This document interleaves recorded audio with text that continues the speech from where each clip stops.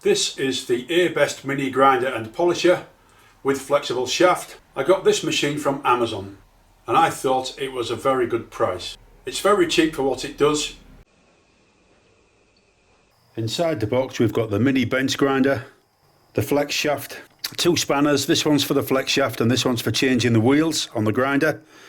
We've got some small grinding tools for the flex shaft, a spare set of brushes, an Allen key, and that's for the flex shaft as well, and then a set of instructions. So let's see how the machine runs. I'll just show you. This is a buffing disc. It's actually fibrous, it's not solid. And this is a grinding disc. Obviously 3-inch discs, they've got a 10mm internal diameter. The description says that the speed on this machine is 0 to 10,000 revs. Well, that's not quite true, because if I turn it on,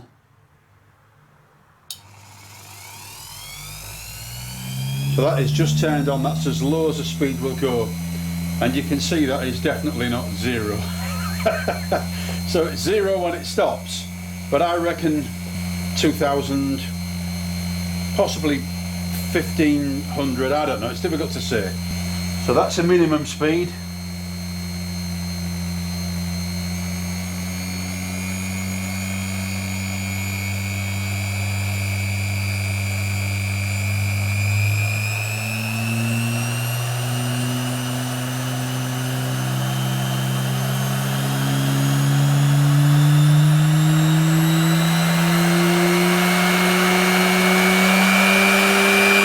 That is a maximum speed, and as you can see, that is just stood on my workbench there. It's not moving at all.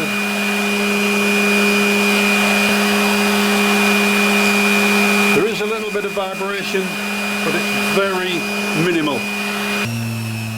So that's it back down on minimum again, and it is not very noisy.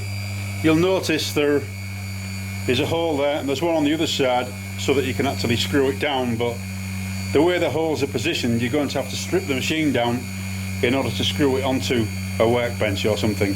I think what I might do, I've not decided yet, is to mount it on a wooden plate that I can clamp to the edge of my workbench. Now you can see that this tool rest on the right hand side is really very flimsy, so it's not made for heavy duty stuff.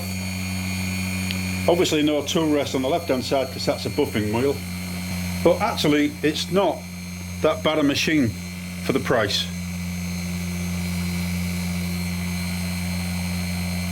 This base is a cast base. It feels a bit heavy to be aluminium, so there's a fair bit of weight to it. It actually weighs 3.2 kilograms, which is a fair old weight for the size of it. Because this machine comes with no guards to protect particles flying up towards your face, you must wear safety specs when you're using this machine. It would be so easy if you were not wearing any sort of safety gear to get particles in your eye, and that is not what you want. So always make sure you've got safety glasses on or goggles when you're using a machine like this. So I'm kind of thinking that this little grinder is more based towards hobbyists, possibly model makers, that type of thing. It also has uses in a normal working environment. This screwdriver, as you can see, has been ruined because I've snapped the tip off. So what I'll try and do is I'll try and true this up using the grinder. Now remember to make sure that you've got safety goggles on.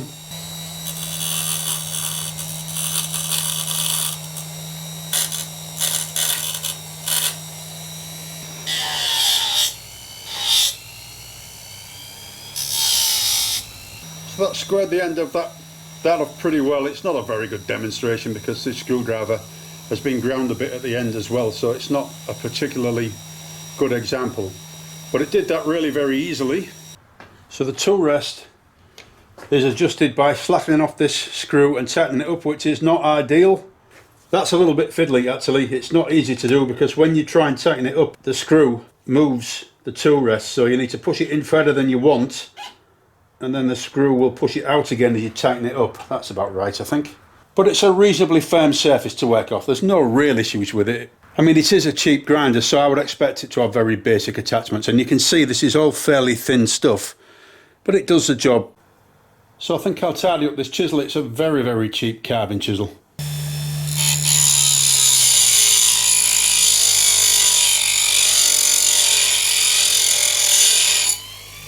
So you can see there's not very much torque on the motor.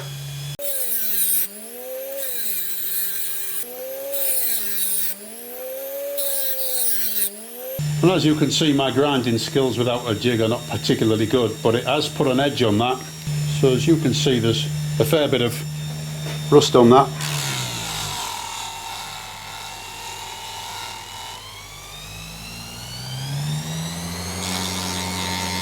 It's a very quiet machine, and it's taking that rust off really well.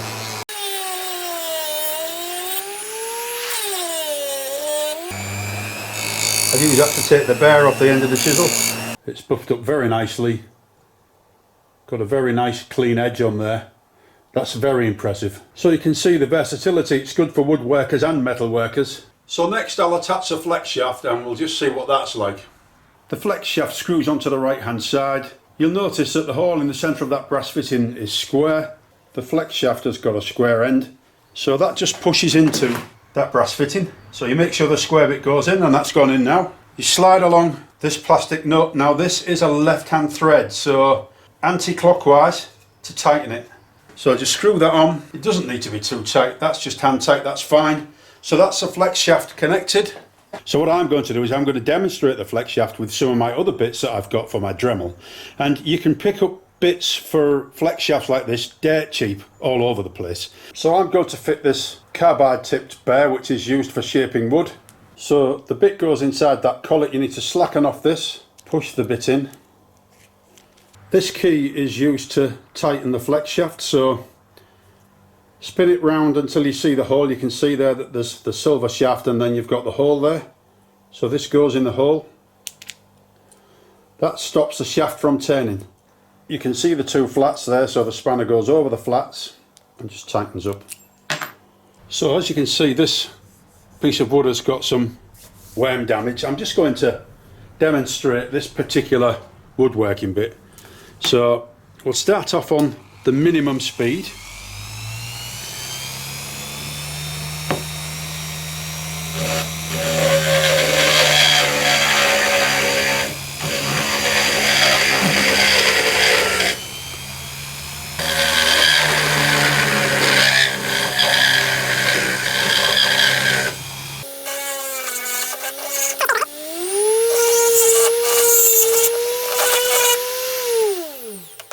So I think you can definitely see the potential there. I mean, I know that's a load of rubbish, the thing that I've done, but I'm not even trying. So you could use this to shape and carve wood with no issues at all. And then I'll just show you this flex shaft cutting the end off a Coates bolt.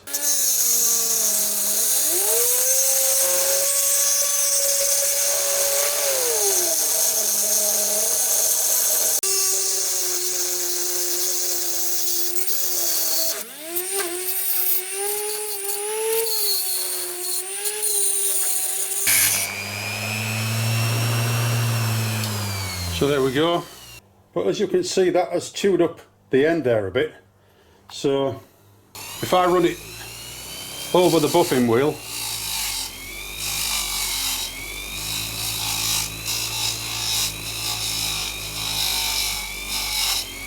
that has removed that bit of bare that was on the end, so you can use a nut with that very easily now.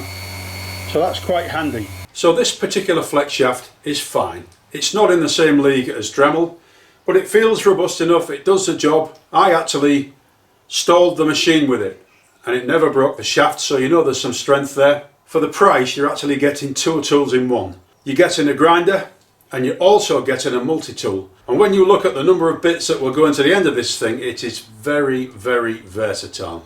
So I'm quite impressed with this. For the price I paid for it, it is brilliant value for money. I cannot say how long it's going to last. Speaking from experience, motors tend to have a fairly long service life. Obviously, if you're running it at 10,000 revs all the time, it's not going to last forever, but I think for the price you pay, you can't really go wrong. It's certainly not the same as a 6 or 8 inch bench grinder, but then again, it's not designed for that. It's designed for smaller work. It's got a reasonable amount of torque, not a massive amount, but then again, it's only 150 watts, so you can't expect it to be very torquey.